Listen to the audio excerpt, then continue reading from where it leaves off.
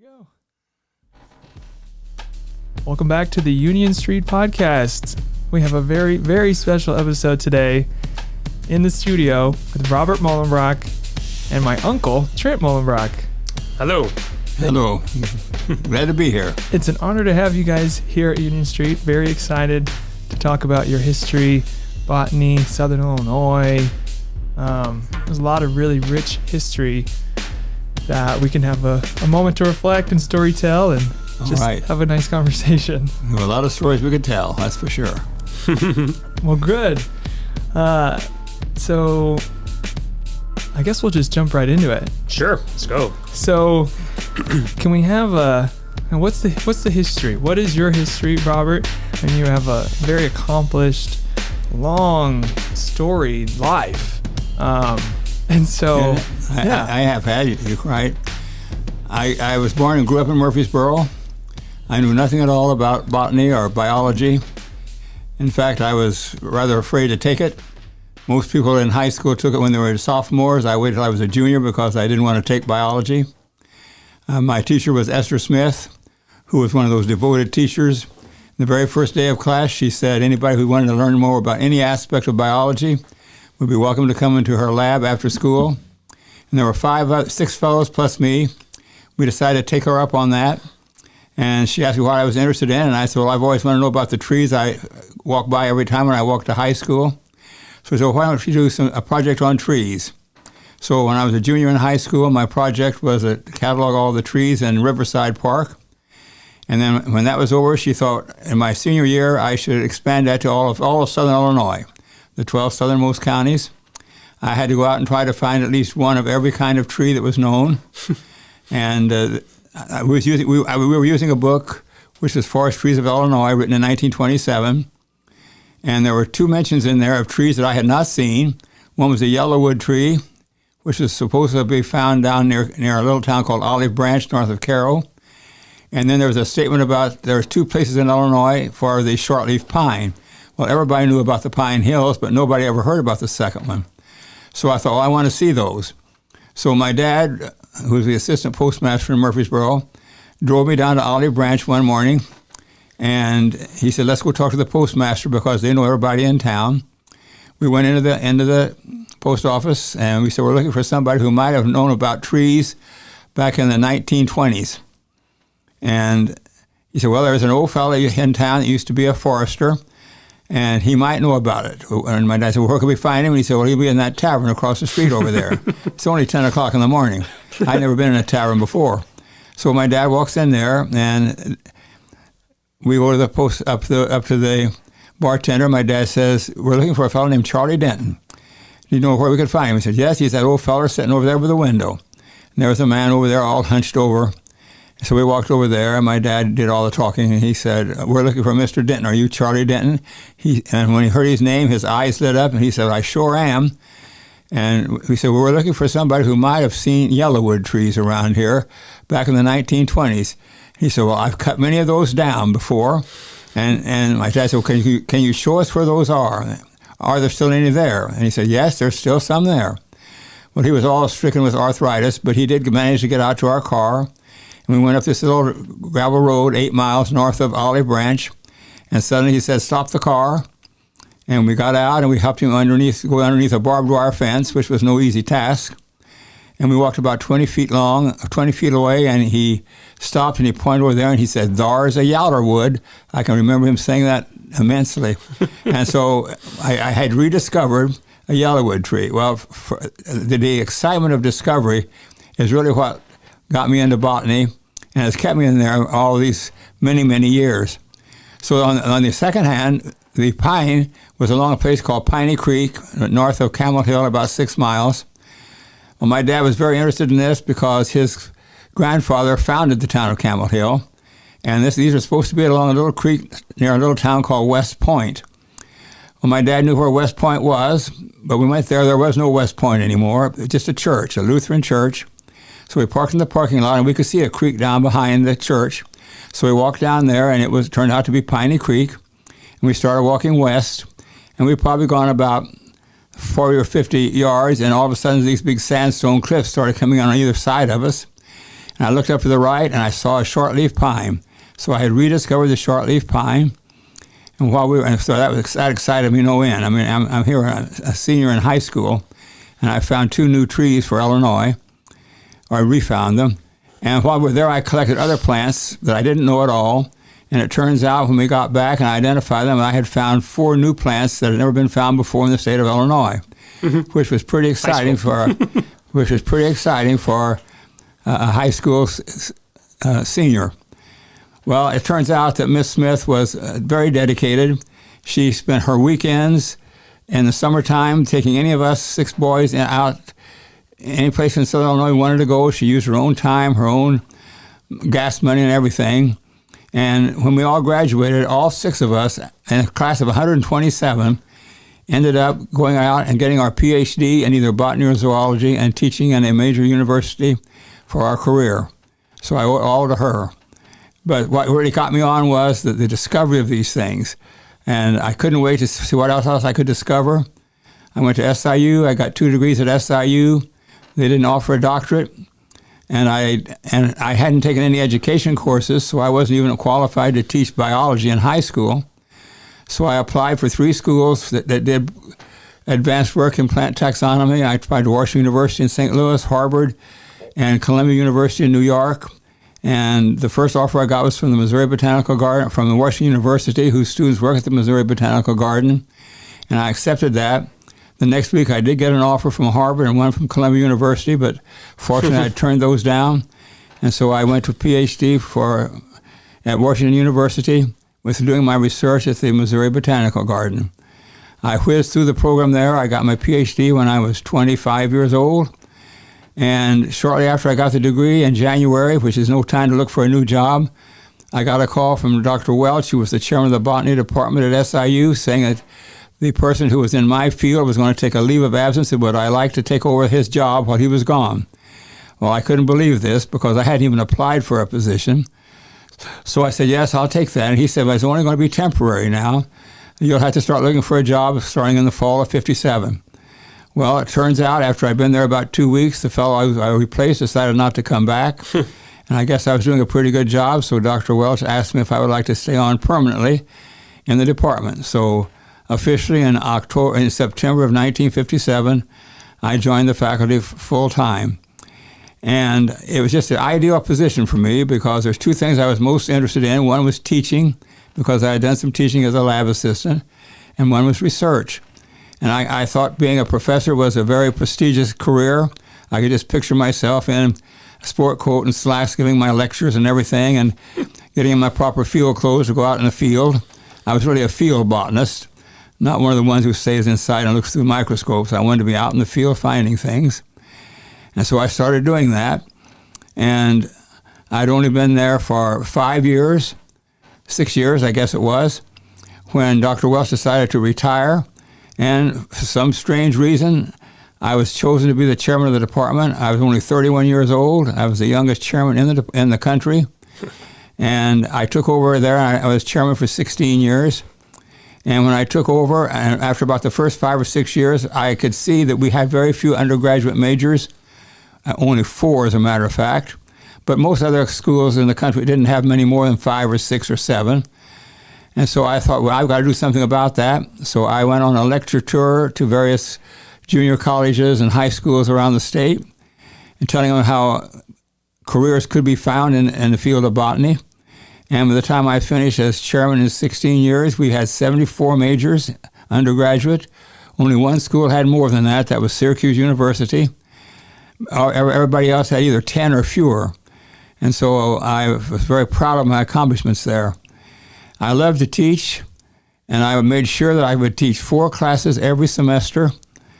And I always insisted on teaching the beginning general studies botany course because I thought I was the one that could give it the essentials of botany in a very understandable manner. And so one of the 4 classes I taught every semester was the very beginning course, and then I taught advanced courses to boot.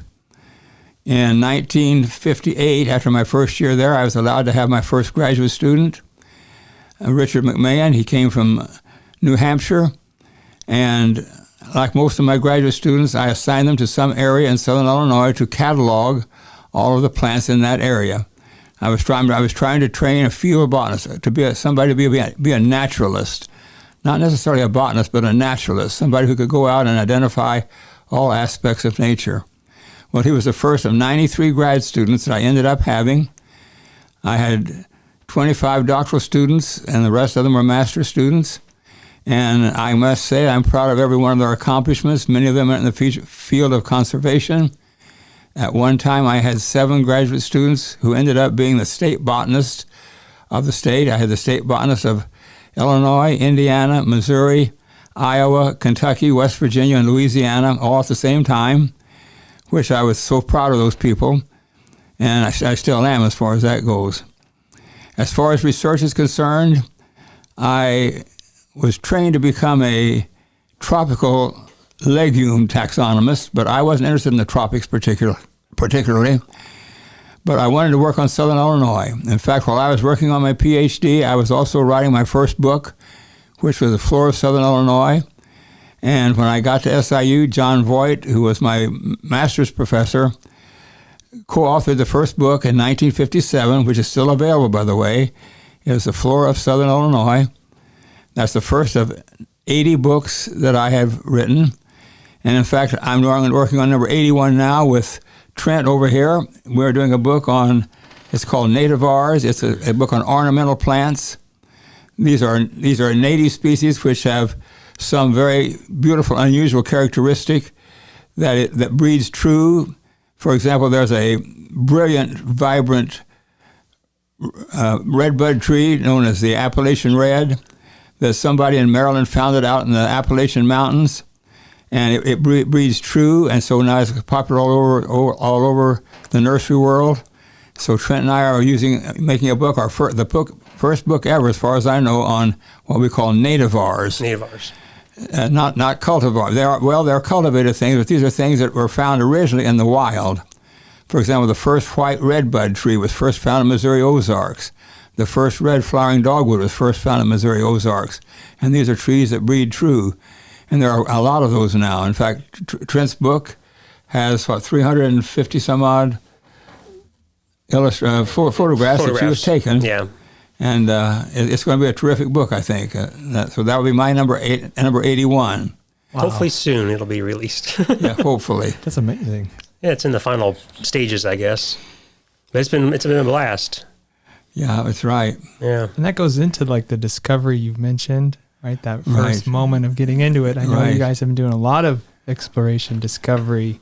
So that sounds like a fascinating theme, almost, if you will. But I've done that all my life, because you never know what's going to be around the next bend in the creek, or around on the next sandstone or limestone bluff. And I taught till 1990. I was at the university 34 years, and things got where they wanted to go molecular biology. I wanted to strictly stay in field biology. And I heard a rumor they were going to not let me teach one of my famous courses I had taught in the summertime. And I didn't think they'd do it because I had received a lot of awards. I have an outstanding teacher award from the university twice. I had the outstanding scholar award once. I was one of 6 people given the title of distinguished professor, and I didn't think they would dare cancel one of my classes. Sure enough, they did cancel the class. So in January of 1990, I gave them my resignation, saying that my last day would be May the 15th of that year. And I had no idea what I was going to do. I was not planning to retire. So I did retire, and 2 weeks later I got calls from 2 of my former grad students who were working with the Corps of Engineers. Wetlands were becoming popular things now to preserve because we're losing a lot of wetlands. And they were going to leave the Corps and start a company called the Wetland Training Institute. And they wanted to know if I would like to go around the country for their company, just teaching people how to identify plants that live in wetlands. Now, we're not talking about college kids now. We're talking about adults who need to brush up on this sort of thing to keep their jobs. People with the Corps of Engineers, Fish and Wildlife Service, highways, departments of transportation. You can't widen a road unless you make sure it doesn't go through a wetland. And so I was asked to do that sort of thing. And I did that for 27 more years. So my teaching career actually lasted for 61 years. And I was out still in the middle of bogs and swamps and fens when I was 85 years old, teaching people how to identify wetland classes. But unfortunately, my arthritis started picking up, and I had to finally give up teaching those classes. But the good thing about it is that Trent has volunteered to take me out in the back roads of southern Illinois, back in the Shawnee National Forest. We go out every Wednesday. Every Wednesday. He has a Bronco, which we go on roads that we probably shouldn't even be on. But there are roads that I had no idea even existed back then. I thought I knew Shawnee National Forest like the back of my hand, but we've been in places that I just couldn't believe. And remarkably so, in the 19 months or so that we've been doing this, we have discovered 17 new plants for Illinois that had never been found here before, including one new species that hasn't even been described before. And we found at least 17 to 20 additional plants that are new for southern Illinois. They're known from northern Illinois, but not for southern Illinois. And this is just on the roadside. This is just the roadside. He looks out one window, and I look out the other window, and then we see something, and I'll go and investigate it and show him, and that's how we come up with it. That's right. We're on back roads. We never see. Once we get on these back roads, we usually never see anybody again. So we can go 5 miles an hour, and you could be surprised what you can see from a window at 5 miles an hour. And I don't know how Trent stays watching the road and the side of the road at the same time, but he has found some unusual things that I actually missed. And this last trip, which was just yesterday, or day before yesterday, no, it was yesterday. Yesterday, yeah.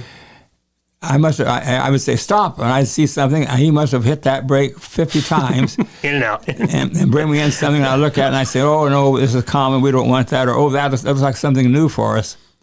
So it's pretty exciting still to find these things. So that's what's keeping me going. That's awesome. Again, that exploration, discovery in nature. You mentioned something, a naturalist, right? You were teaching for someone to know about nature, right? How would you describe that? Somebody who likes, all of my grad students were all people who are outdoorsman type. I would always interview my grad students before I would take one on, and I could tell right off the bat whether they were going to be the kind of person I would agree with or I would not agree with. And I must say that I had a terrific number of great students. They were also interested in wildlife. Almost all of the majors who majored under me got a minor in zoology with wildlife or with fisheries.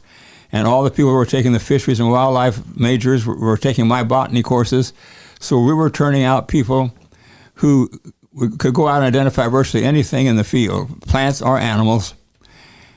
And there is an organization called Natural Areas Organization, and every year it's mostly a reunion of my students. About 80% of the people that go to those meetings are my former grad students, so they do get together and discuss things, and I'm extremely proud of what they've done. That's amazing. And that's the one thing we still need more of, though. The big trend now is to go to molecular biology. In other words, we have people in a field of taxonomy, which is my field, who stay indoors, look through high-powered microscopes, and check out the DNA of various cells, and they're coming up with all kinds of strange findings that are completely altering our system of classification at the present time. And I still think that although they are contributing interesting information, I don't think you can just completely do away with what a plant really looks like. I always look at a plant like as a person that I know, that I can recognize in the field.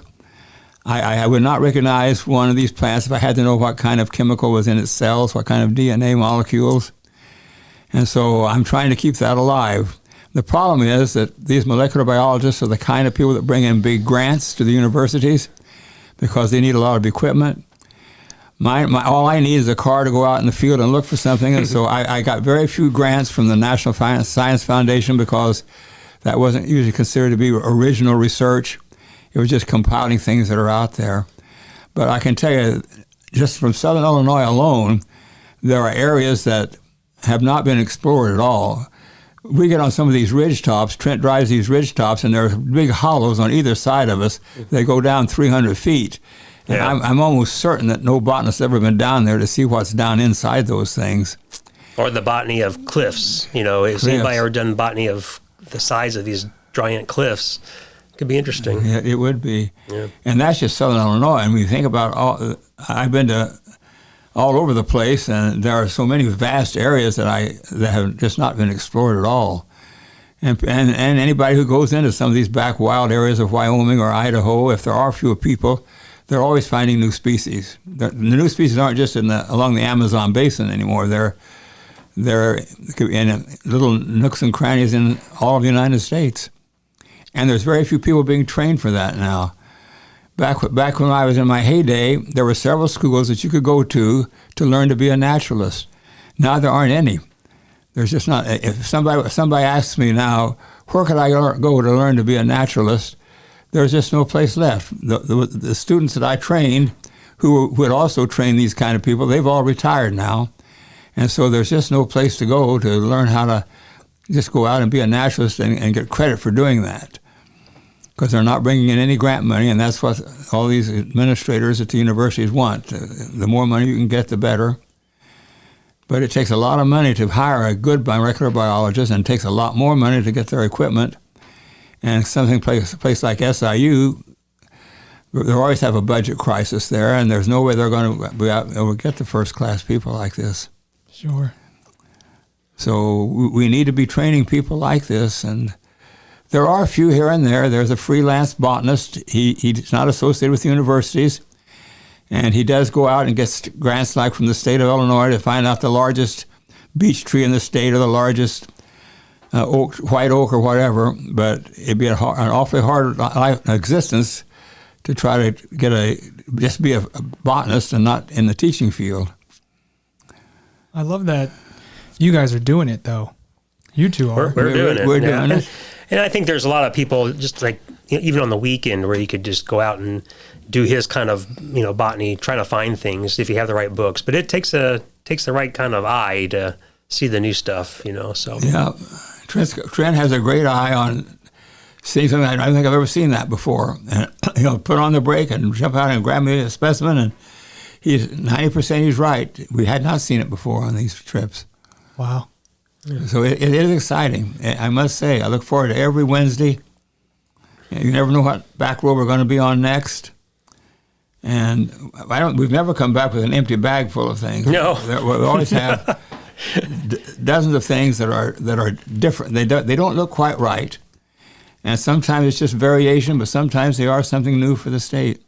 Wow. So I'll find the plant and I'll give it to him, and then he will then spend the evening or 2 evenings or 3 evenings doing the research on using a lot of his own books, and then sometimes other books, because sometimes this stuff comes from other states into the area, and then that's when it's new for our state. It probably came over from Missouri or Indiana. That's how those come over by birds, I would imagine. But yeah. Wow. Yeah, I've had a whole list of plants that are known from the Boot Heel of Missouri, never been found in southern Illinois, even though Alexander County is right across from some of these counties. And so when we go down there, I'm on the lookout for those. There's another dozen species or so are known from Indiana and Missouri, but never in Illinois. And I know someplace in southern Illinois that little plant's hidden somewhere. And there are a handful of species across the river in Kentucky that haven't been found yet in Illinois, but if the right person gets in the right place at the right time, those are going to be found. I'm hoping we're the ones that find them. We've found 2 or 3 like that so far. Yeah. But they're out there to be found if we just had somebody could go out and look for them. Yeah, that's awesome. And 80 books, I mean, that is a vast collection of work just alone in those books. That is. It's called the Illustrated Flora of Illinois. My goal was to be the first state to have an illustration of every plant in the state. I retired a little bit before it was finished, but we'd have 26 volumes out in that series. And every plant that was done has been illustrated by a professional illustrator, usually one of my former grad students. And it's a pretty good work, I think, if I do say so myself. if they can't understand my text, they can sure look at the pictures and see what the plant looks like. Wow. Yeah. That's awesome. And along that, I mean, you discovered 2 plants in the state of Illinois as a senior. Do you know how many plants you've discovered in Illinois since then? In my whole career, I think it's about 77 Wow. new plants for Illinois, and a lot of new things for Southern Illinois. Southern Illinois. In fact, just yesterday, we found a blue flowering aster, which is known only from 3 counties around the Chicago area. Never been found in Southern Illinois before, but there it was, right at the edge of the woods, waiting for somebody to take a look at it. Waiting for that yellow Bronco to come. That's right. Yeah. It was really interesting, too, because that one is the one that we came around the corner and the sunshine was coming through the trees and it was like highlighting that plant. And it was just so kind of interesting that it was ready to be found. So Yeah. That's the perfect timing. You said the right place, the right time. Yeah, right. The sunlight lit the way. Yep, it did. Yeah. Yeah, we were driving down we wanted to drive down one of these back roads called Horse Creek Trail down in Alexander County.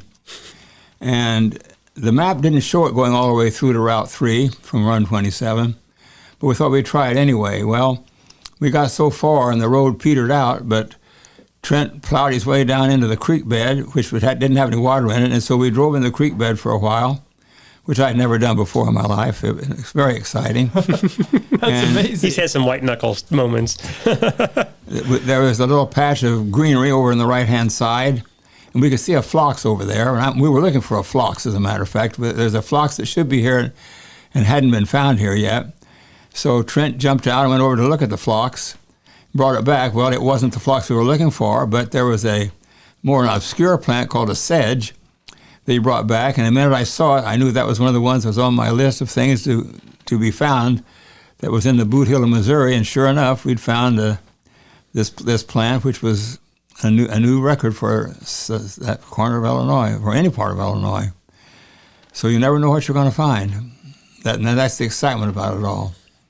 Sometimes you may not see quite as much, but most of the time we're finding things that I'm either not sure what they are, or maybe they might just be something new. Sometimes the difference between some of these species is not all that. You can't really tell that from just holding a plant in your hand. You have to get a lens out to see if it's hairy or to see how long a particular petal is or so forth. But we were very lucky finding things like this. Yeah, we have. Last year, in about the middle of October, things quit blooming. There wasn't much in bloom anymore toward the end of October. And the second week in November, we were driving past Grantsburg Swamp, which is just about 8 miles east of Vienna. A well-known swamp that swamp people have been in there and out many times. And all of a sudden we looked across this swamp and there was a plant that had large flowers, looked like small sunflowers, blooming in the middle of November. And I knew the minute we saw that thing that had to be something different. And so luckily there was 1 or 2 plants that was right near the roadside, and Trent would get out and get this specimen and we'd look at it, and it was a brand new plant. It had come up from Mississippi, Alabama, and it's probably been in that swamp forever. Both sides of the road, both sides of Route 146, and just a terrific find. Because I'd been teaching classes down in the wetlands for these wetland training people, and I'd seen that plant down there in Mississippi and Alabama, and when I saw it, I thought, I think that's what that's going to be, and it turned out that's what it was. Wow. Continuing discovering. Yeah. Yeah. And Trent, I want to give a little bit background on you too. Okay. Obviously this is your dad, you're my uncle, so there's that family connection, right? Sure. Shout out to my Aunt Beth, your wife, right? My mom's sister. Right. But obviously you have love of plants, love of, Changing Seasons Landscape Center. You know that for a long time. 30 years. Right. So obviously, this guy is big influence, right? Yeah, it was interesting because when I went in college, I wasn't interested in plants at all.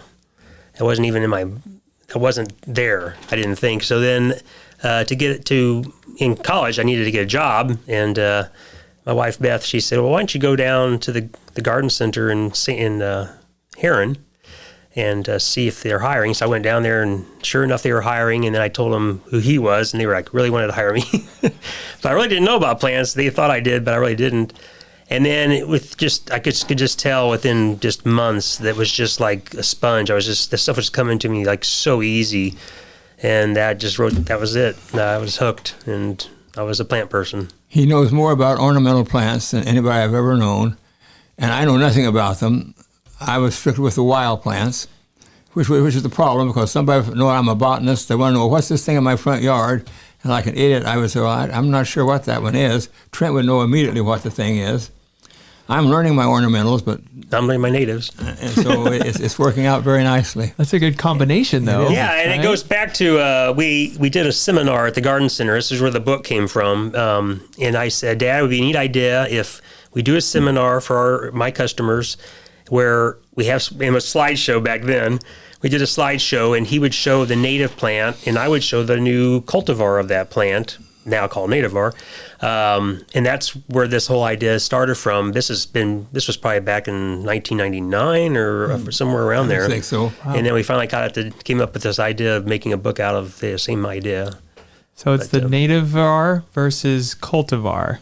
Well, so the cultivar, and is the cultivar of a native. So and then the slang term is nativar. Cool. Yeah. Wow. And so that kind of shows, the correlation between you two, right? And now still going out, still discovering, and having that eye that you mentioned, right? Being able to pick these plants out from, I don't know if you have a name for it, but like this, the roadside botany, or that's what we call it, roadside botany. Yeah, roadside botany. Yeah. I think I remember maybe Beth mentioning that roadside botany. That's a really cool, just concept in general. Yeah, and what's nice about that is really anybody who has a car or a friend with a car can do what we do. They may not know the plants, they may not find a new plant, but they can find beauty and see this stuff. And don't have to worry about getting out on the trails. There's a lot to see just on the side of the road. Wow. Yeah. Yeah. And, again, adventuring along the way, I'm sure there's moments in between. You have, for you guys, it's, family connection, but, just sharing moments, right? Going out there, spending time, spending it in nature. There's a lot of meditative, relaxing, regenerative properties that just being surrounded in that environment can yield. Yeah. I threw him off a couple of weeks ago. I think the Bronco we have, the tops come off. So I asked him, I said, do you want to take the tops off the Bronco? It's a beautiful day. And he's like, well, sure, okay. So we took the tops off. And then he said to me, he's got a dilemma. I'm like, I have a big dilemma. Well, what's your dilemma? And he's like, well, I can't see I'm wanting to see the plants as we drive by on the ground, and now I have to look up and see the trees. So that was a nice moment. There's a nice picture of him looking up at the trees through the top of the vehicle. So it is beautiful to see the tops of all these trees up there. But again, I'm not going to find too many new plants for Illinois by looking at the treetops. So I had to keep looking back down to see what was on the roadside. Mostly down low. Herbaceous. Right. Yeah.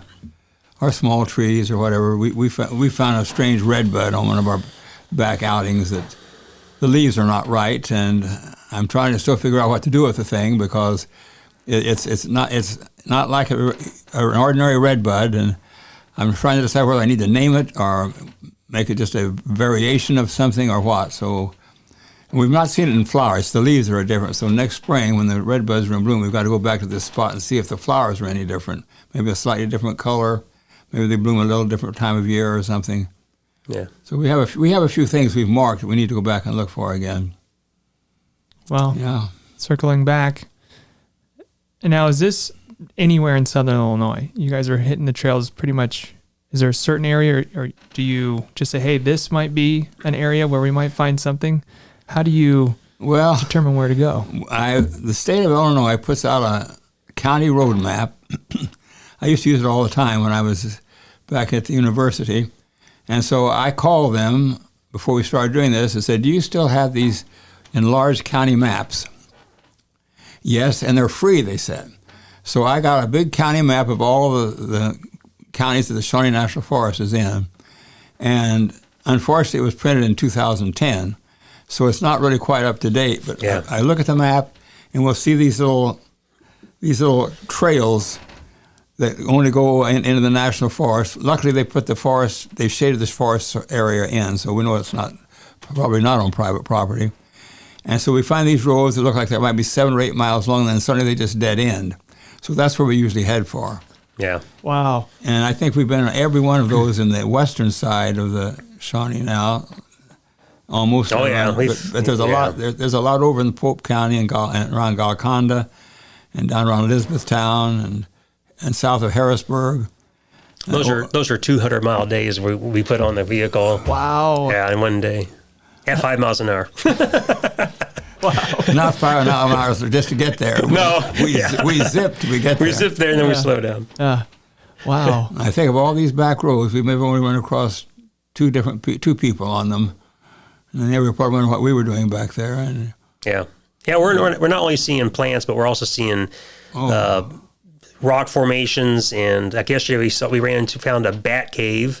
That's actually I think it's being used for research for SIU, but it was a very interesting thing where the bats come in and out of, and we see history and cemeteries out in the middle of absolutely nowhere. It's just amazing where these cemeteries are located. Yeah, there's a lot of history and a lot of geology. We've run across 2 different kinds of rock formations that as soon as we got there, I said, I don't think does this not look like Southern Illinois? One's down at Millstone Lake. The dam is actually a natural area, and we drove up on top of it, and it looked like granite, which we don't have in Southern Illinois. And it's an impressive place. I have a friend who works for a consulting company in Evansville, so he took a chunk of that back over there, and it's calcareous shale, which is not worth much of anything, but it is a different kind of rock formation. And plants do pay attention to where they grow. Some plants will only grow on sandstone, some only on limestone, some doesn't care where they grow. And then the other day, a few months ago, we were driving this Horse Creek road, and there was one place where we could look through to the cliff on the back side of it, and it was pink. I had never seen a pinkish cliff in Southern Illinois. It's a chert cliff, and they're in the Missouri Ozarks, but it's the first time ever that I'd ever seen one here. And I've not talked to anybody else who's ever seen one like that. I'm sure somebody else has seen it. But it's amazing. And in the Missouri Ozarks, where there are chert cliffs, there are plants that only grow on those chert cliffs and no place else. So I'm thinking if it occurs over there, if I can get somebody to come on top of these cliffs here, we might find a few more things. I remember, I think I took a picture at a cliff in Southern Illinois, and I think I posted it, and I think you showed him, and you knew immediately where that cliff was. The Little Grand Canyon. Yeah. That's sort of, so you're seeing a lot of stuff like that, the land between the rivers. So your guys are from one river to the next. Yep. And that's sort of a huge natural force here, right? It is. It's a terrific national forest. And when we get to some of these areas like Garden of the Gods or Jackson Falls, there's usually some out-of-state cars there. People have heard about the place. They come and hike the river trail or whatever. So there's a lot of people out hiking, more so than I think there used to be. And definitely. Yeah, it's going to be one of the big pastimes now for the outdoors type. And if we could just teach them how to recognize a plant that they had never seen before and bring it into us, that'd be important. That'd be really cool. Yeah. Yeah. Getting that info to hiker, just the, average person that could make it more accessible, sounds like. Yeah, the good thing about Trent, and me too, is that we pretty well remember what we see, and we can tell, and then we see something that doesn't look quite right, that might be worth getting. It's not just your ordinary goldenrod or your ordinary sunflower or whatever. So that's one talent that I think we have that is helpful. Now, we don't collect every plant we see because so many things are very common.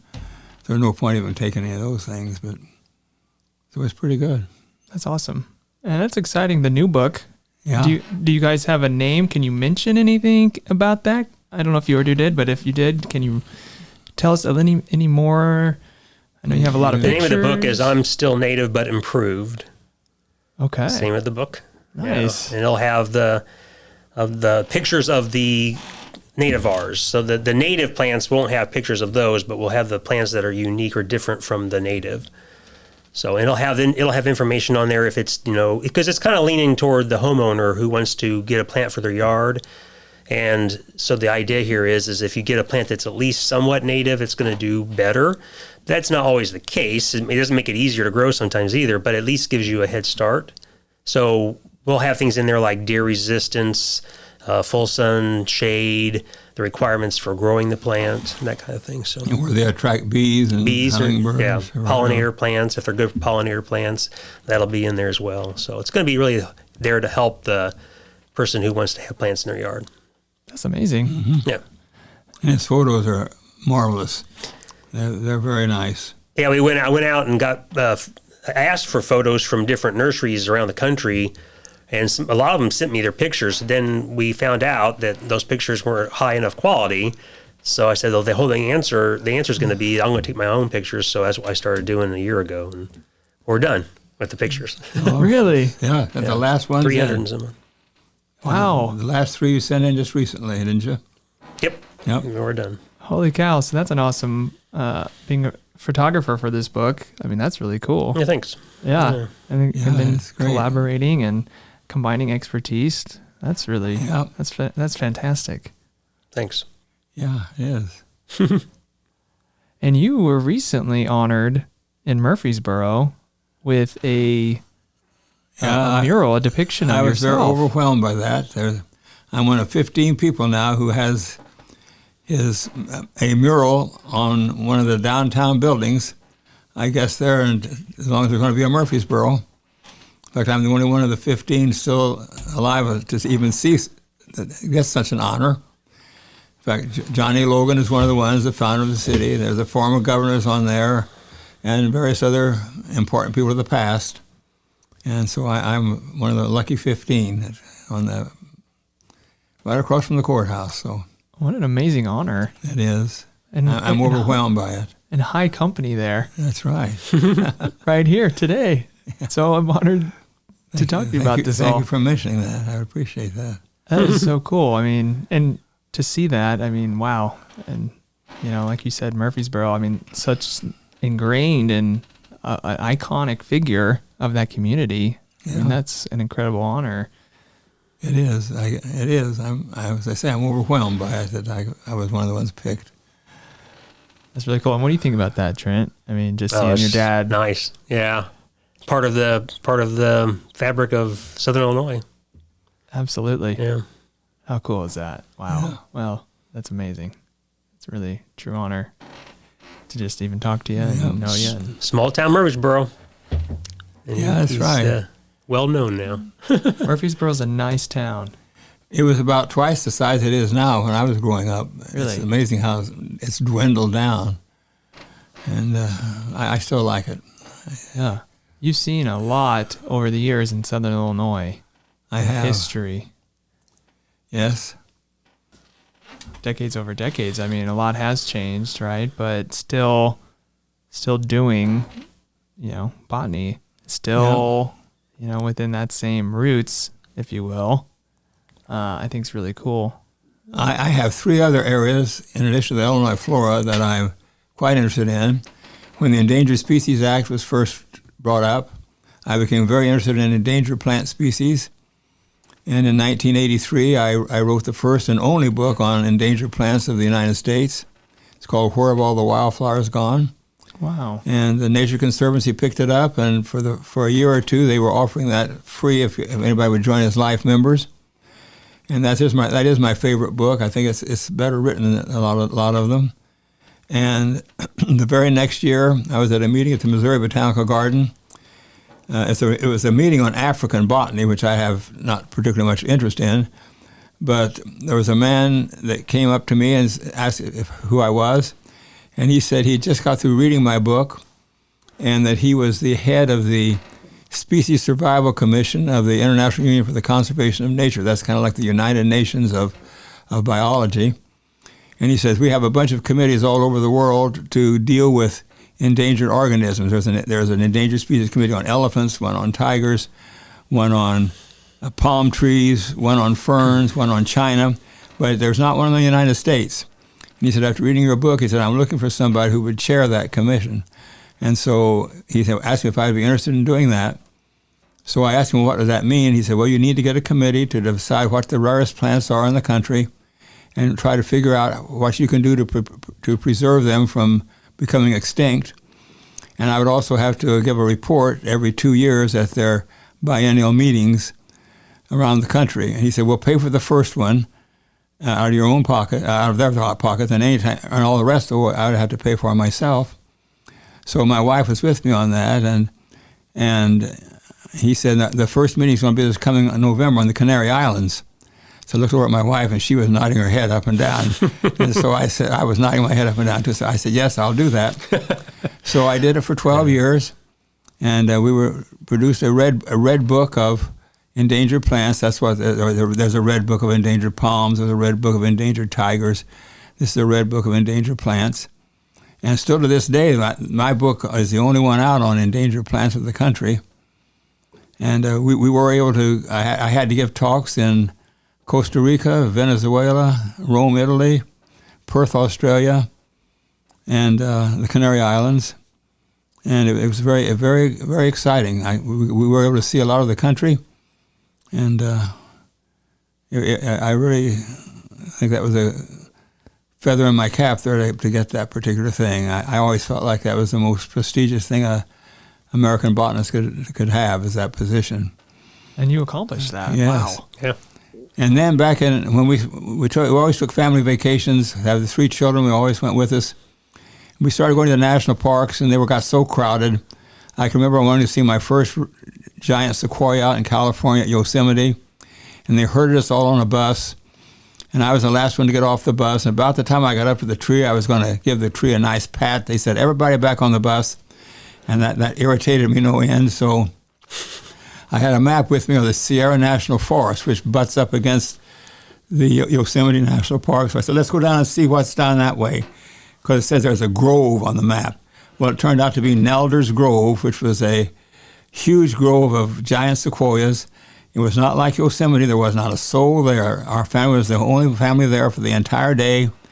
There was a trail. We walked the trail. John Muir had been there and written about the place. And so I thought, well, what we ought to do is go to all the national forests, of which there was 156 of them at the time. So between that time and 1982, we visited all 156 national forests. We hiked the trails. I had 2 filing cabinets full of material on stuff that we'd seen, and there's no guide to the national forests.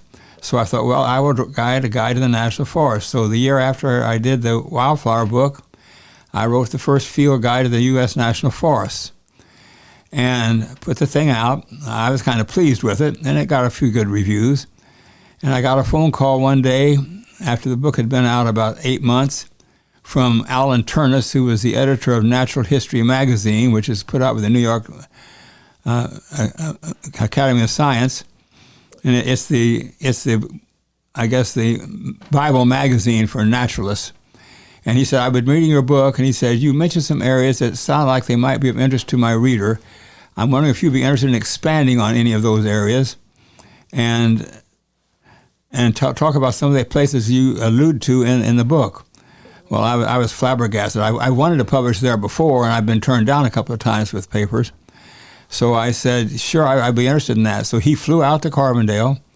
I took him down to Giant City Lodge. We had a dinner, and then Beverly, my wife, had fixed a nice dessert. So we sat there, and he said, why don't we try 6 articles? This is back in July of 1984, and see how my readers like that. It comes out every month. So my first article was on a place on the Mexican border in the Coronado National Forest in Arizona called Sycamore Canyon. And I wrote a rather lengthy piece there, and they go out and they hire professional photographers to take beautiful pictures. Guys from the Arizona Highway, for example, go down and take these pictures for them. And so my article was not only a written article, but beautiful pictures as well. And it went over so well that he said, well, let's just extend that. Well, I'm now in my 34th year writing for the magazine.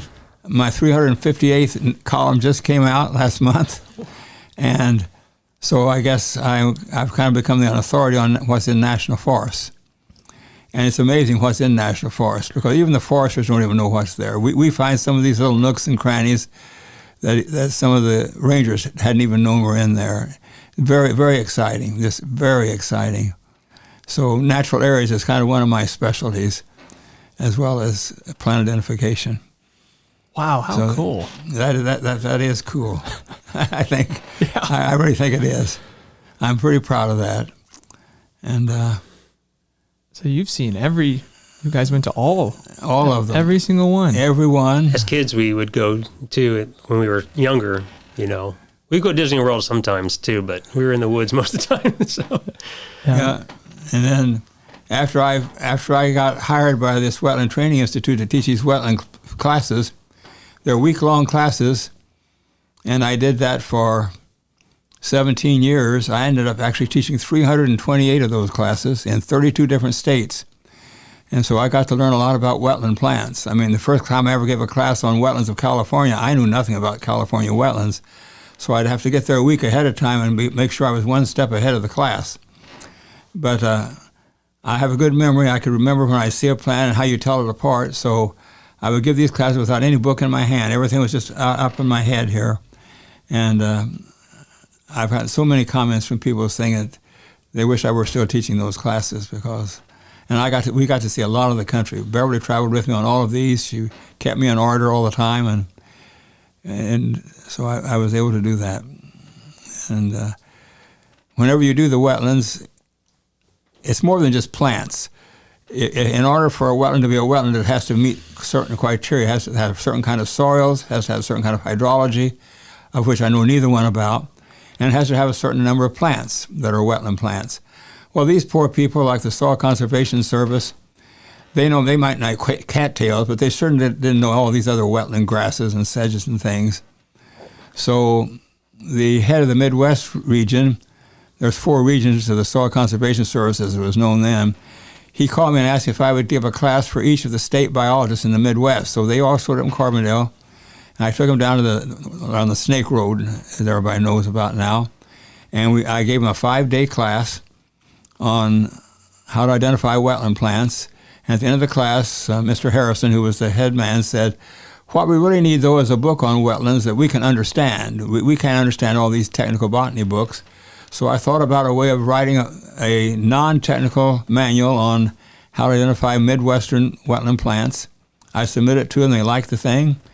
And so our company my wife had formed a company called Biotic Consultants, and we got the grant to do that. We had to produce it in 6 months. We had to do 300 species. They got to pick the species, and I had to go out and make sure I could find them. I had to have a photograph of each one, which I took, a drawing of each one, which my oldest son, Mark, is an artist, had to have a map of each one to show what states they're in, and Trent was into cartography at the time. And then the government printing office, one of those things to be camera ready. And my daughter happened to know how to do that. My wife did all the typing, so it was a family project. And we got the thing out. Everybody loved the thing. And so when that came out, then the southern region wanted to run. So we bid on that. We got that. It was the western region, northeast. We got all 4 of those regions. So in a period of 6 years, we did 4 of those books. And no book in there has a duplicate of any other book. So there's 1,200 different wetland plants of the country. And people are still using that. The novices who didn't have a degree in botany can now go out and identify various kinds of sedges and grasses that they had no idea before. So I was pretty proud of that particular endeavor. See, there are 23,000 plants in the United States, and whenever this wetland thing hit, the Congress designated the Fish and Wildlife Service to put a wetland designation on every one of the 23,000 plants. Is it a wetland plant? Is it an upland plant? And there were 5 categories. And in order to be considered a wetland plant, it had to be in the bottom 3 categories. And so they just arbitrarily assigned a designation to each one of these. Well, I knew from the very beginning that a lot of those weren't right. I would have changed it myself. But that was the law. But in 2012, Congress decided that we needed a new law, so they took it away from the Fish and Wildlife Service and gave it to the Corps of Engineers. Well, the man they gave it in charge to happened to have taken 2 of my early wetland classes. Those were the first classes he had. And so they would get these committees together and they would decide what designation this is. And 1,200 times they couldn't come to consensus. So the man in charge, knowing I have given classes in 32 states, asked me if I would break the tie on all of these. So it's my fault on what those 1,200 plants are now called. So I did that in 2012, and the next year he said there's another 1,000 plants that we never even heard of before. And would I like to give him a designation for those? So I did. So of the 23,000 plants, 2,200 of those are, it's my fault that that's what they are. Wow. So I was pretty proud of that accomplishment as well. Gosh, it's just so keeps many. busy. He keeps oh busy. My goodness. I mean, just incredible. Well, I kept busy, let's put it that way. Yeah.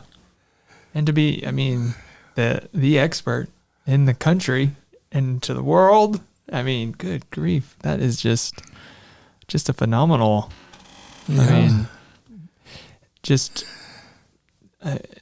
fascination, really. When I started, when I got my degree, the Missouri Botanical Garden was working on the floor of Panama, and my major professor wanted me to do something in Panama. I didn't want to go down there. So he let me do a group of plants that are mostly in Panama, but there was 1 or 2 in the United States, so I said, well, I'll do that one. So for the first 10 years of my career, I was still trying to keep up a little bit on tropical members of the pea family. And so I became the world's authority on, a half dozen different genera. And so people all over the world would start sending me plants from collected in Brazil, the Amazon, and I would look at them and I'd say, well, that's a new species. So I've actually named over 260 new species in the world. Well, most all of them are tropical things. I have named 2 new species from Illinois, and we found one down in Union County, which we're going to name, which I know is new for the state. So it's pretty hard to find something in a state like Illinois, which has been botanized since 1812, and that hasn't been seen or named by somebody. So there's still a chance for that. And if anybody wanted to name a lot of new plants, all they got to do is become an expert in tropical, because, for example, in Madagascar, they're finding new species every day, 5 or 6 new ones a day in Madagascar. Holy cow. And, of course, the Missouri Botanical Garden has a botanist down there now, and they have a botanist all over the place. So Wow. That's one of the finest botanical gardens in the country. In fact, I think it is in the world. I would rank it number 1. I've been to a lot of botanical gardens, and theirs is the neatest, I think, of any. Wow. That's so cool. So close to home, right? So close. Yeah. That's amazing. Yeah. There are so many plants that we know nothing about medically, for example, what they're good for. Most plants usually do have something that is good for something. And so many of those have never been studied at all. So that's why it's important that we don't let too many of these plants become extinct before we know their true value. Mm-hmm. But I think one of the things, though, and I know that was a question that you were thinking about, we still need more naturalists out there looking and seeing what's in not only this country, but all over the world. I mean, I can think of all those places over in Borneo where nobody's ever even been. And there's got to be just gobs and gobs of new species waiting to be found, and some of those are going to have edible properties, no doubt, medicinal properties, whatever. Why is that important to have more naturalists, or why does that matter? So we'll know where these things are. What's out there. Yeah, what's out there. Yeah. Yeah. Now, the new plants I've named for Illinois, as far as I know, have no particular value they're not edible, they're not medicinal, but just the fact that they're out there, I think, to me, is important, at least. That's fascinating. You know, believe it or not, everybody thinks of Illinois as being a pretty blah state. I think of Illinois as being corn and soybean fields, but we actually have almost 4,000 different kinds of flowering plants. There are only 4 states that have more, which is surprising. California first, Texas second, Florida third, Georgia's 4th and we're the 5th. Wow. Which is amazing to me because I don't think most people even think that. But anybody that steps 1 foot in the Shawnee National Forest will know that they're surrounded by hundreds of plants, almost more than you can imagine down there. Tell them what's the stat you have on the plants that are found in Pine Hills versus the plants that are found in the Smoky Mountains? Yeah, everybody always says the Great Smoky Mountains is the national park, has more woody plants, that's woody trees, shrubs, and vines, than any place in the country. Our LaRue Pine Hills down here has more. We actually have more than the Great Smoky Mountains. Wow. And we have 1,100 and, let's see, the last count I have is about 1,175 different species in a 6 square mile area. Is that including the ones we found? That probably doesn't include any of the new ones we've gotten down there yet. Add a couple more, though. Yeah. We found one. I've driven that, what they used to, we never called it Snake Road when I was been down there, but the LaRue Swamp Road. And I've been in those swamps time and again. And the last time we were down there, we were driving along, and I said, this is the best part of the swamp. Let's just stop and look at it. And I saw this little plant is about 2 inches tall with a little yellow flower on top of it. And I thought, I've never seen that. I knew what it was. It was a bladderwort, but all of our bladderworts around here are bigger than that, or they have purple flowers. So I had Trent get me about 2 or 3 of the little specimens. And later on we went back, and there was another dozen or so there. Turns out to be a plant that's only known from the coastal plain from Virginia down to Florida. And here it sits there in the LaRue Swamp, right along Snake Road, probably a foot off the road, probably. I would guess, maybe 2 feet. Yeah. So even though I'd been there, I don't know how many, countless times, in the same swamp, I'd never seen that thing in there before.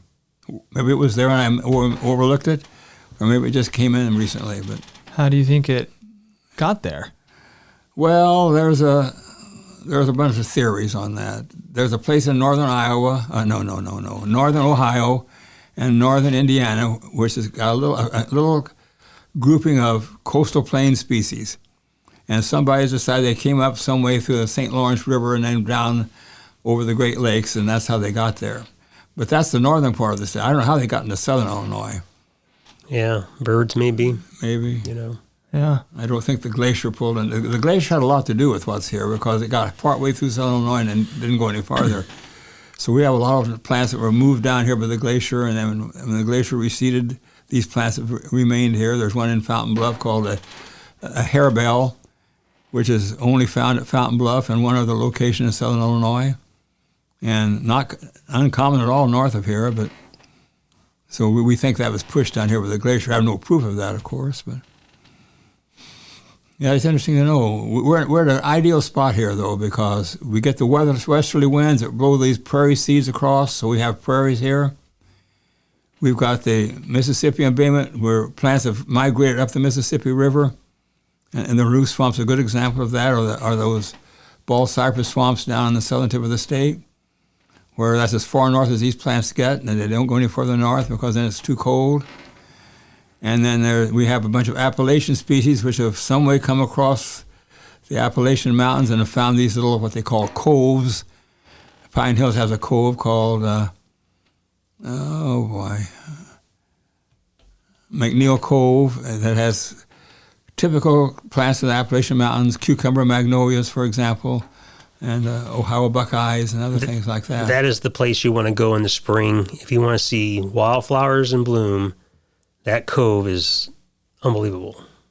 It's just lit up with color. It's fantastic. Yep. And where is that? It's just before you, I don't know if you've been to the Pine Hills, but after you finish the Swamp Road and you turn into the Pine Hills, it has a big kind of a 2 or 3 horseshoe bends to get up on top. Right before you go up on top of that is this, it's not McNeil. What is the name of that place? Yeah, I can't. It's something or other. But it's the place to go. Yeah. There's a nice trail there, bluebells all over the place, all your good common spring wildflowers. Go there about the last week in April, the first 2 weeks in May, and that's when our spring wildflowers are at their best.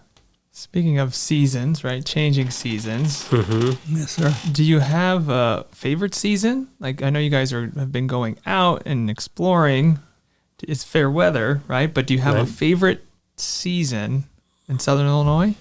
I do. I like the first 2 weeks in May. That's when all the spring wildflowers bloom. The trout lilies, the wild geraniums, the celandine poppies, a bunch of orchids. That's my favorite. But I try not to play favoritism. I mean, I love to see the goldenrods and asters just as well in the fall. Sure. Anytime I see a plant, that's my favorite. I think fall was mine, always been mine is fall. But now for Roadside Botany, I think spring is now becoming my favorite. And when I had the garden center, I didn't get to appreciate spring anymore because we were so busy. So now when I'm not there anymore at the garden center, I'm able to see the flowers. I think spring is kind of coming along here pretty good. That's great. And that's a great thing about Southern Illinois. We get the seasons. Yeah. We get and that's, you mentioned from the west, up the Mississippi, from the Appalachia. And the glacier pushes them down from the north. We get it from all angles. That's a very unique geographic position. It is. We go out every Wednesday in the winter too. He asked me what we did last year, what we were looking at, but I think we could finally see some rock formations from the road in a lot of places that we couldn't see because of the trees and leaves. So we've been seeing a lot of that during the winter too. So I think that name changing season is just like the best name for something like that. I think so too. Yeah, thanks. Yeah, it's really cool. It's a good one. It's great. Yeah, you fit the bill perfectly. Mm-hmm. Yeah. Because you can see different things in different seasons. Oh, yeah. Right? Sure. And you can see the same plant, and they can change, starting out with the color of the flower to, the nice, whatever color they have in the summer to the fall color in the fall. So one plant can give you a lot. That's awesome. Yeah. Mm-hmm. Yeah, the fall and the spring. Yeah, that's probably mine too. Although I kind of like the winter too. Just kind of like the winter wonderland, in the woods when the snow's all falling and it's on the trees. I kind of like that too. But we get it all, so that's, That's my time to hike. There's no snakes and stuff. So Beth and I hike in the winter a lot. So that's the time I like to go and look. Yeah. Yeah, the woods are, great place to be. Yeah, Very definitely. peaceful. The name of that cove is McCann. Yeah, McCann. McCann Cove. Right as you turn to go into that, off the Snake Road, it's just to your right. Very nice place. Mm-hmm. I know we've touched a little bit on the field botany versus like the lab, right? And you yourself more on the field, Definitely. in research that way. Do you see if there's any next what botany needs? I know you said more naturalist, or is there something between the field versus a lab? Is it just more research? What do you think about that? Well, there's going to be a lot more research on the DNA of all these things to see how genetically they are related. And sometimes if they're related genetically, that doesn't mean these plants are going to look very much alike. That's the thing that really bothers me most. Because right now I can go out and I can say that's a member of the rose family, or that's a member of the pea family, or the mint family. Well, these people are finding all kind of new combinations, which has completely upset my idea of things like this. So it's a different world, and I don't know. I don't think you can replace the way a plant looks, but then this other evidence certainly shows a lot of other things, other possibilities, other capabilities. Wow, interesting. So, and because of that, they're changing a lot of plant names. Oh, yes. Which is really, you can go back to some books just a few years ago, and now the names of the plants are completely different.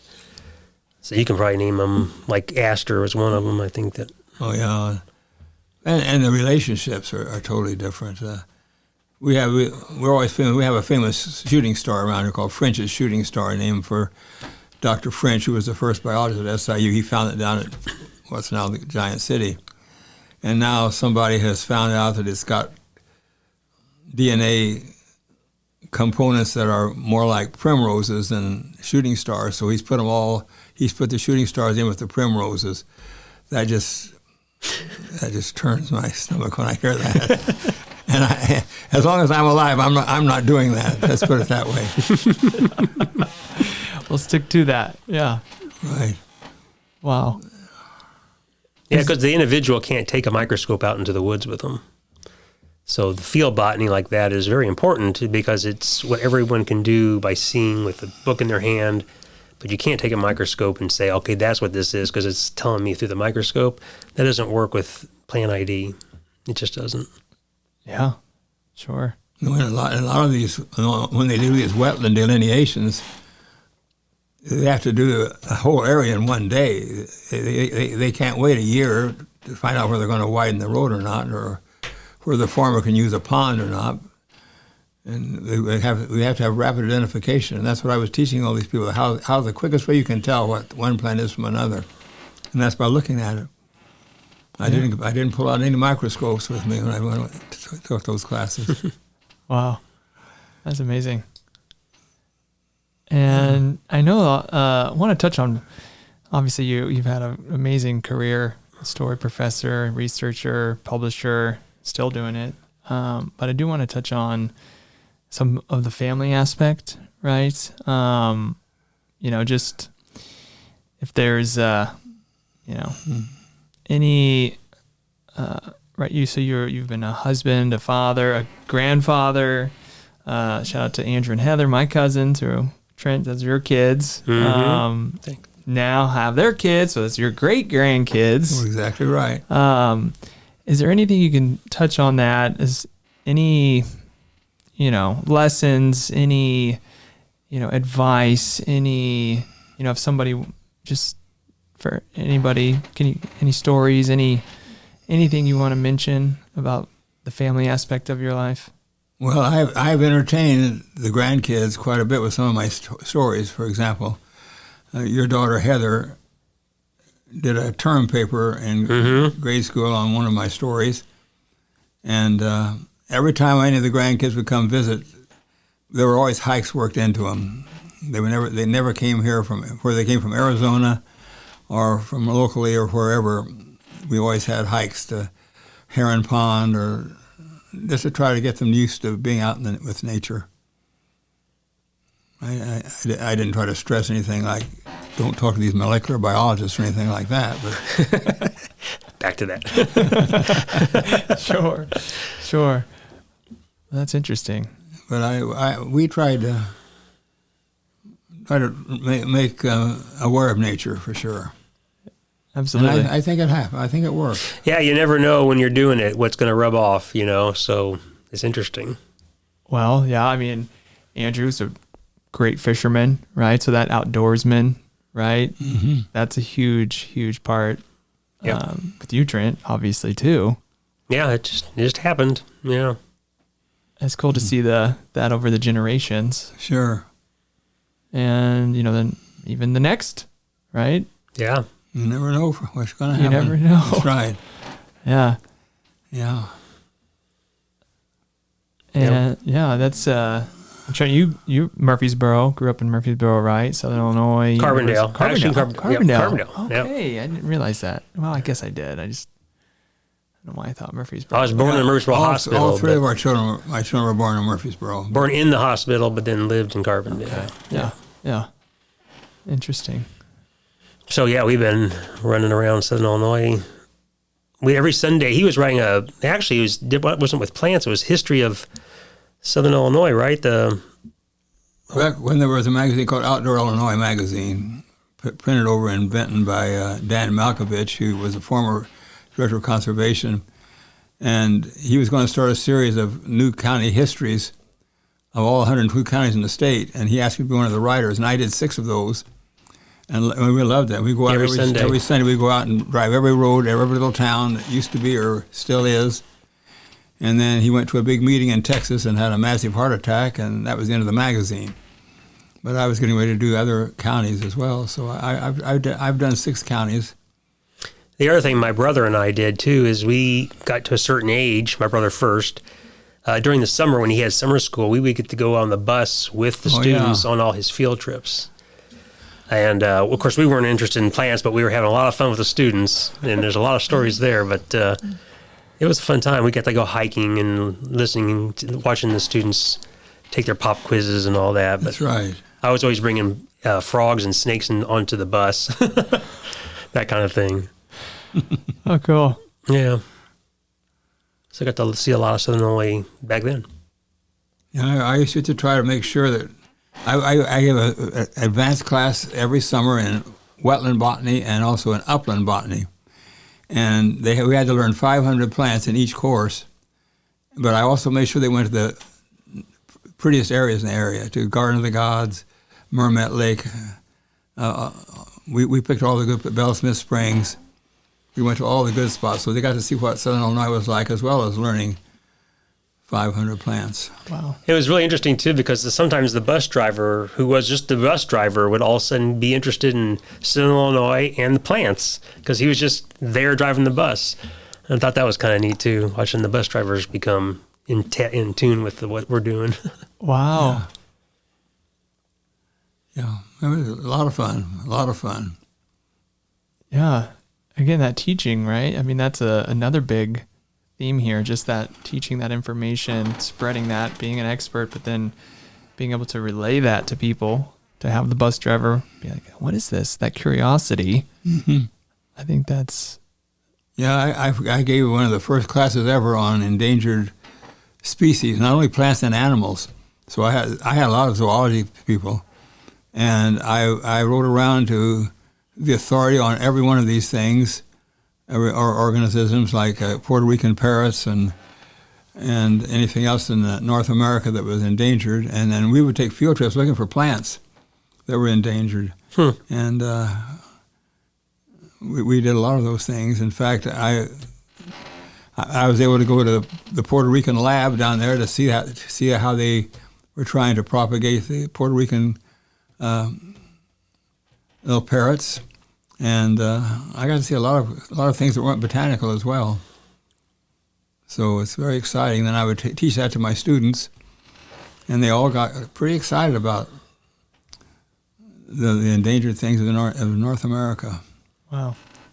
So you've seen so much of the world, it sounds like almost the top to bottom of the country, side to side. I mean, do you have a place that sticks out? Is it Southern Illinois? I guess I'll ask, is there a place in the country or beyond that sticks out to you as an amazing place, a favorite place of yours? And is there a place in Southern Illinois that you would say is maybe a spot that you just love to go to? And LaRue Pine Hills in Southern Illinois. I guess because I've been there more times than any place else. And I'm always asked, well, what's my favorite natural area I've written about for Natural History Magazine? And southwestern Utah, the color country is out that Bryce Canyon, all those places. In fact, my next article is going to be on Cedar Breaks National Monument, which is in that only it's about 30 miles from Bryce Canyon, and that's my favorite part of the country. But I've seen the oldest plant in the country, the old bristlecone pine in the Inyo National Forest, north of Mammoth Springs, California, and it's 4,584 years old, estimated to be, and it's just barely alive. There's a couple of branches that still have leaves on them, but it's the oldest one. Wow. I wrote about that. I've just written about the redwood trees. I've written about saguaros, unusual trees, unusual plants, and it doesn't have to be plants. In fact, one of my articles on Grantsburg Swamp in Southern Illinois was on how many mosquitoes are in there. I think there are 17 different species of mosquitoes in Grantsburg Swamp, and I had to research all that out and talk about are any of them carry anything that's harmful or anything like that. So I kind of surprised myself that I got interested in that. But you never know where it'll take you. You never know. Yeah. Trent, is there something that you want to add? Any stories, anything that you feel like we need to touch on as far as there's one on my mind because it's probably the most fascinating thing I think that I've found out when we were driving around, and that's this. We see invasive species all the time in the forest, like a burning bush all of a sudden will show up, and which is things that are coming in from gardens and, things that will spread by seed. But there's this one plant called stilt grass, and this stilt grass is taking over the national forest, or it's taking over my yard. It's in our yard, my woods, and your woods, probably your parents' woods, and but so he keeps on saying, around the corner, oh, here's some more stilt grass. And he says to me, 2012, right? 2012. He says in 2012 in his book, that thing did not exist in Southern Illinois at all. And it's in almost every woods we're in now. So it's shocking to me how fast invasives can really move, because it's everywhere. Yep, it is absolutely. It's in my backyard even now. Yeah, it's not a ugly thing necessarily, but it's taking over, particularly in low areas, wet areas. And how could that be a potential problem for the overall ecology, ecosystem? Well, it's going to keep other native things from competing with it, I think. it chokes them out. Yeah, it'll choke them out. And that will affect the biodiversity, right? Yeah, Is that the main problem? It would certainly do that. Well, there's also a plant that I've read about called, you call that fountain grass? Yeah. The purple fountain grass, which is something you go to a nursery to buy. And I've been reading where it's becoming invasive in the Midwest. I think it's Oriental. And we were down in Gallatin County 3 weeks ago, and all of a sudden, here's this grass with these purple spikes on it. It is beautiful. And Trent says that he named the thing. And I said, I've never seen that in Illinois before. And there must have been a half a mile of it, just one plant right after the other. And I looked in my book to see where it's been found in Chicago area, three places. But that, when we found it the other day, that was the first time it had been found in Southern Illinois. And then, believe it or not, yesterday, down in absolutely the middle of nowhere in Alexander County, there was some more of it. So I guarantee that's going to be the next one that is going to take over. Wow. So the Department of Conservation or Natural Resources are going to have to watch it. They have a committee now on kudzu vines. And if you find a kudzu vine somewhere, you're supposed to report it, and they'll come down and eradicate it. And in fact, we did find kudzu on that one road, climbing high up in the trees. So the invasives are, and of course there are some invasives that have been here for a while, like autumn olive, Russian olive, some of these bush honeysuckles. First of all, the Department of Conservation used to offer those free to anybody who had at least an acre. You could buy those to attract birds.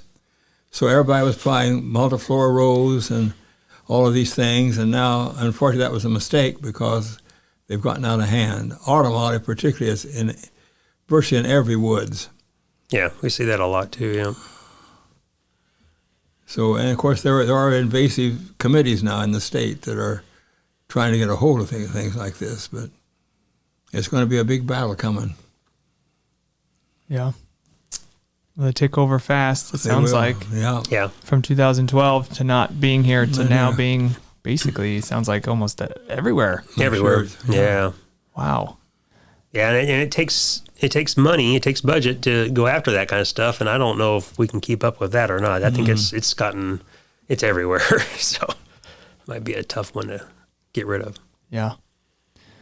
And some of the farthest back roads we've been, where no man has ever been, it's back there too now. Wow. So it just spreads, I guess, by seed and everything else. Mm-hmm. Wow. You guys are discovering things that have, like you just said, never been discovered by man. I mean, that exploration and drive of discovery, I think, is just Thrilling. So cool. Yeah. Yeah. It's been worth it. I think it has. That's amazing. Yeah, his famous words when we go out is, whoa, whoa, whoa, whoa, whoa, back up. Yeah, so a new one, That's when you know. That's when we know, yeah.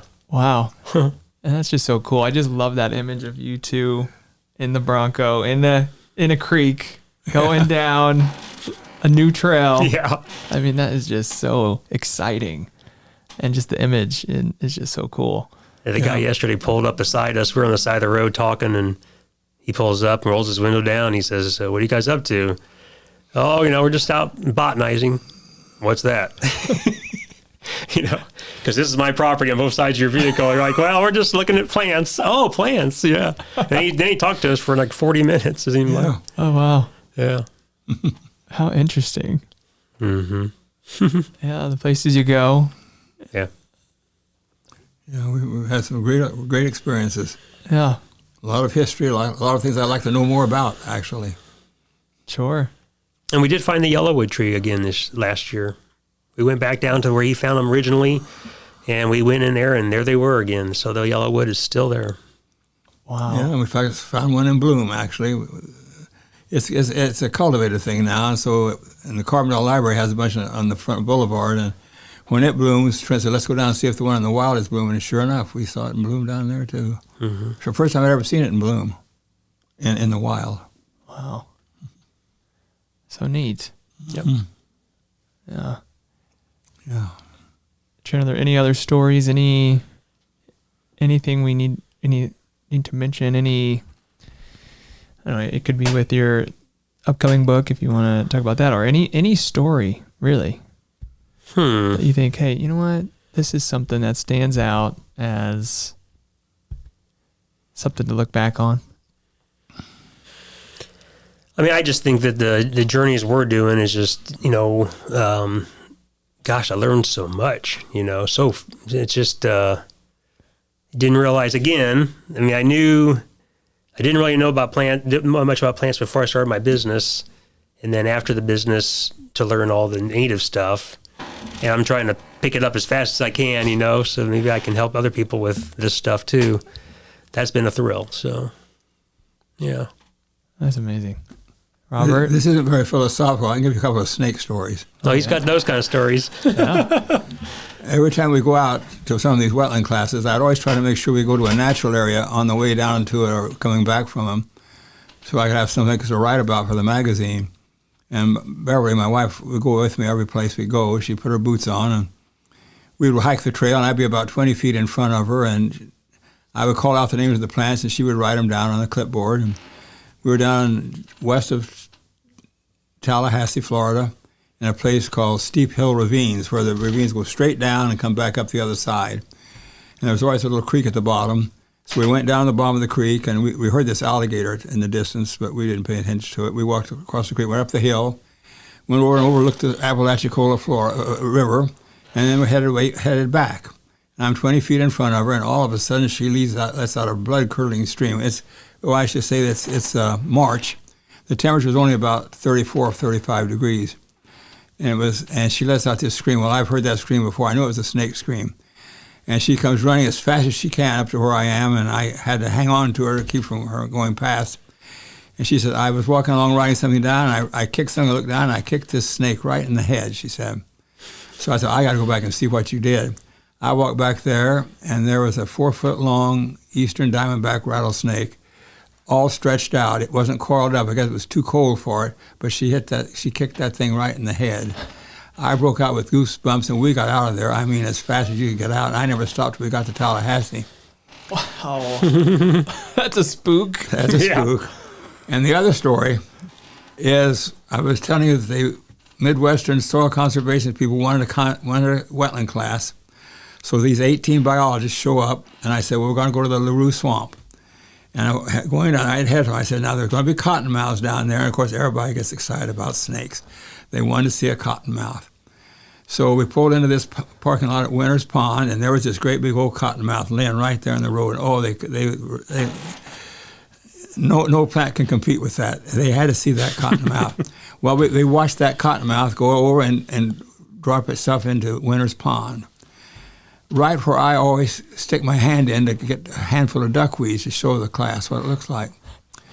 And, of course, that being an ecological area, they don't mow the area, so there's weeds about a foot tall around the edge. I shouldn't say weeds, vegetation, around the edge of the pond. And I thought they lined up in a semicircle in front of me, 18 of them. And I thought to myself, do I have enough nerve to stick my hand in there and get my duckweeds or not? So I thought, yeah, I'm going to do it. So, and I hadn't tucked in my pant leg yet. It was still outside my rubber boots. And I reached in there and I swooped up this stuff, and I didn't get the snake, thank goodness. So I turned around. I'm a foot from the ponds behind me, and I'm starting to talk about here's duckweed, here's this, and all of a sudden I felt something inside my pant leg on my ankle. And I thought, that's the snake. Well, I didn't know what to do, so I kept talking. And now it's behind my ankle, then after my calf. Nobody in the crowd. I was calm, I guess. And all of a sudden, I let out a shriek. They said they could have heard back to Carbondale. And it was up behind my knee now. And I shook my leg, and out jumps this big bullfrog. I thought my whole life passed before me at that point. And he doesn't like snakes. So No, I am not a snake person. The bullfrog. It was a bullfrog. Good old bullfrog. Wow. Well, one more story then. I had given a class in Clearwater, Florida. No, it was out of Orlando. We were over at Merritt Island Refuge, and there's a big wet roadside ditch, just full of, these wet ditches are full of wetland plants. So my wife's with me. We're down in this ditch. And about 10 feet away, we heard this noise. It sounded like a big bullfrog. And we like bullfrogs. So we looked at each other and grinned and said, listen to that big bullfrog. So we were happy with that. So the next day I had the class in there. Well, the class had the local people in it from Florida. And we're down in this ditch, and all of a sudden we hear this noise, and that guy says, boy, that's a big alligator over there. We had no idea we were within 10 feet of a huge alligator. We thought it was a bullfrog. Yeah. Oh, wow. That could be another scare, too. That's another scare. Yeah. Wow. So that's my snake stories. But, all the years and all the places they've been, my mom and him, I think you've come out well. Oh, yeah. It isn't safe after everything, but they've had some close calls, down there. They were down in, was it Mexico or someplace where you weren't supposed to be, or the patrol came up and said, this is like a dangerous area to be. But you're like, what are you doing out here? And he's like, we're botanizing,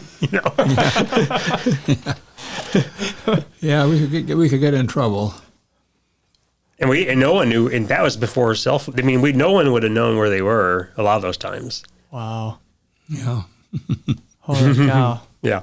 That's a different era, different time, right? It is. Yeah. Even now, a lot of times when we're out, there's no cell service where we're at. So it could be interesting. Yeah. Yeah. What Trent's always worried about is once we get past an area, if maybe a log would fall down behind us, how are we going to get back? Because most of those roads dead end. So far it hasn't happened yet. It hasn't happened yet. Luckily. Fingers crossed. No snakes either, hopefully.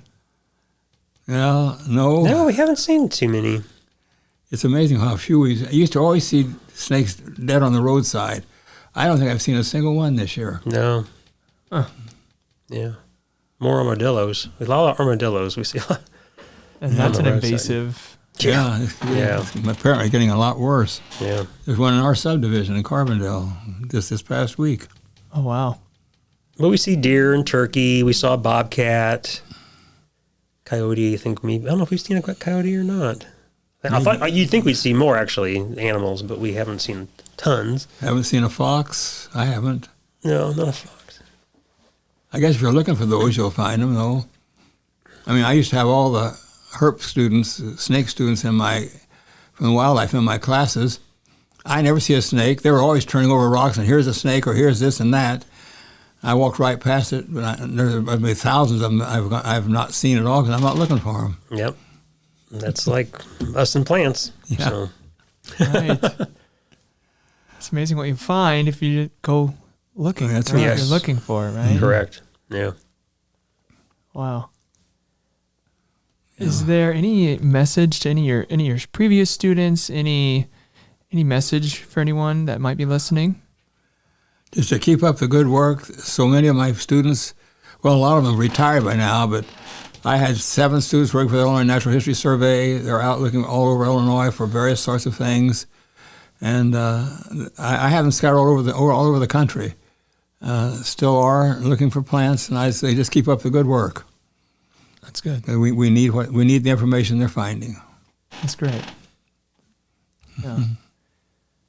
And this new book, again, can you, I know you said it's coming soon, right? Is there any other plugs? Should people be looking for this? Will there be some sort of press release or announcement for anyone if they follow you or you? Is there something, anybody that listening that wants to get the book when it comes or be ready for it? I was kind of hoping that maybe we might do something like a book signing here, maybe. Oh, that'd be cool. Yeah. That'd be really good. Yeah, we could do that. Oh, that'd be amazing. That would be good. SIU Press, taking some time, but I think hopefully it has to go to review again in February. So maybe summer, fall, I think. Okay. Probably what we're looking at. Yeah. I think so. I hope so. Yeah. Mm-hmm. Okay. And will that, somebody can follow Local Plant Pro if they want to see some of these adventures? I haven't put them on that, but I should. Okay. But yeah, Local Plant Pro, I'll have to work on that. Okay. So I'll probably be getting with you because it's part of it. Well. Sounds good. Yeah, that's cool too. Yeah. Yeah. Sounds good to me. Yeah. And I haven't done an Instagram page just on our ventures, but that might be something that might need to be done. That'd be kind of cool to follow us on that. I do post on Local Plant Pro Instagram a lot of our outings and pictures and stuff. I'll do that here and there, so you can do that. But yeah, maybe we'll have to do that'd be cool. Yeah. Local Plant Pro page. Yeah. Yeah. Again, that image I think is really cool. Just that, exploration. Yeah. I think that's awesome. Yeah. A lot of times I'll get so excited about getting a plant for him and showing him, and then we'll get home and he's like, so where's the picture of that? I'm like, oh, I forgot to take a picture. So, it's like, oops. Yeah. Yeah. It'd be good if we had a picture of every place we've been, but we don't. Yeah, no. Mm-mm. We'll get better at it. Sure. Yeah. Very awesome. Mm-hmm. Well, is there anything else we want to mention? Anything we need to add? No, I can't think of anything. I'm still trying to keep up with the Illinois flora. I used to do an update every 10 years. The last one I did was 2012, and I figured that'd be the last one I'd do. Well, now it's 2022, so when it's due now, it takes me about 10 years to compile one of these things, so it's a huge job. We got 4,000 different plants, and I've got to treat each one of them again. And we always add, I think we've added 700 in the state since the last one came out. So it's a big job, and I work at it when I get a chance. There may or may not be a 5th edition of the Illinois flora. We'll see. Depends on how much I can get done on it. Sure. Yeah. Got a lot still going on. Still a lot going on. And I'll do a shout out to the Shawnee National Forest. I know it takes money and budget, but there needs to be more signs. And I mean, it's rough sometimes. We don't even know if we're on whose property we're even on. Sometimes without knowing for sure. So for that map, it's really nice. But if they need volunteers or whatever, just shout out, because I think I heard there are. We did see a few new signs, so I think there is a group doing some new signage, which is great, especially on the River Trail. But all these other roads, signage would be wonderful to have. Where you're at, even or how many miles to the next thing, or what's the name of the road, or Yeah. So I think I just want to kind of put that out there. Yeah, I mean, you guys are out there on the frontier, unmarked land, right? There's some old signs, and they're all gone downhill, and but what was that place off of the Levee Road where that swamp was?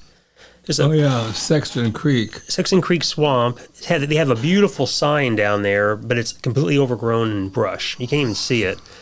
So I think there's a Friends of Shawnee. There's an area that could be taken care of, or I guess we should do it. Yeah, I guess we could or should have. Yeah, I wasn't sure. Yeah, the Ball Cypress Swamp. I had no idea where it was. There it sits there. We were driving this levee road, and Trent said, "There's a swamp down there." So he drove down the side of the bank of the levee, and you could see a road that went through it, but it hadn't been kept up, and we were afraid it might sink down into it. So, but I'm sure there's good stuff back in there. Yeah, nice sign, but so I know it's a lot of budget and all, but whatever we can do, we can make it better. We'll work on that somehow. Mm-hmm. That's awesome. Yeah. Yeah. That was a good point, Trent. Very good. Thanks. Yeah. Mm-hmm. And we haven't found anybody lost on the River to River Trail. I always wonder who we're going to run into on these back roads, and we see some people on ATVs or whatever, but haven't found anybody lost out there yet. No, not yet. Looking for a ride, lost on the trail. Yeah. Wow, that's amazing. Well, it's an amazing story. I'm so glad to do this podcast, No, get the thank you. recording. and- Appreciate your having us over to do this. Yeah, it's been awesome. It's been fun giving a little bit of what's going on. Yeah, and it's exciting. I'll be looking for the book, and that's it. Just more to come. So All right. happy exploring, happy discovering. That's amazing. So I'm happy that you guys are able to do that and share those moments, and then put this book out for the world to see. Yeah, we'll be somewhere in the Shawnee on Wednesdays. That's right. We'll be down there somewhere. No, I don't think it's rained like twice in the time we've been doing this. No, we've been very Like lucky with the weather. two rainy days. That's been crazy. Wow, well, that's a blessing. Yeah. No, I don't think the rain would stop us, though. No, we would have still gone. That's amazing. Wow.